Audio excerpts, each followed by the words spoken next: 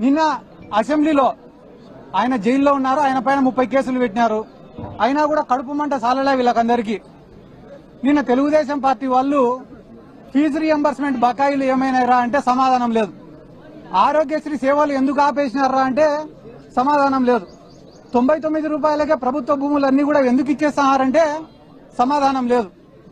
Home minister ఏం మాట్లాడుతుంది వీటికి సమాధానం అడిగితే తెలుసా? అంబటి రాంబాబు గారు ఇటు అన్నారంట.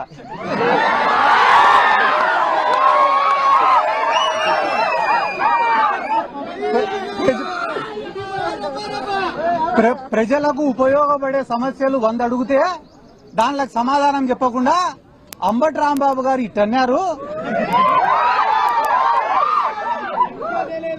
అది దేనికి సంకేతం ఇస్తున్నాడు అంబటి రాంబాబు గారు అని అంటున్నారు. చెయ్యి అయినది, గడ్డం అయినది. అంటే ఈ రాష్ట్రంలో తెలుగుదేశం వాళ్ళు చేసేది ఏమరా అంటే మంచి సబ్జెక్టును అంతా పక్కకు దుబ్బేసి పనికి మాలినది ఒక్కటి పట్టుకుంటారు. ఈ రోజు వాళ్ళు ఏమనుకుంటున్నారు టీడీపీ వాళ్ళంటే అంబటి రాంబాబు గారిని ఇబ్బంది పెడుతున్నాం, బాధ పెడుతున్నామని అనుకుంటున్నారు. కానీ అంబటి రాంబాబు గారు ఏమనుకుంటున్నారు? నేను వైఎస్ఆర్ కాంగ్రెస్ పార్టీ కోసం పోరాడతానా, అందుకు నేను గర్వపడుతున్నా అనుకుంటున్నాడు. ఆయన అట్లా అనుకునే రోజులు మీరు ఆయనను బాధ పెట్టేది లేదు, ఆయనను పీకేది కూడా లేదని చెప్పి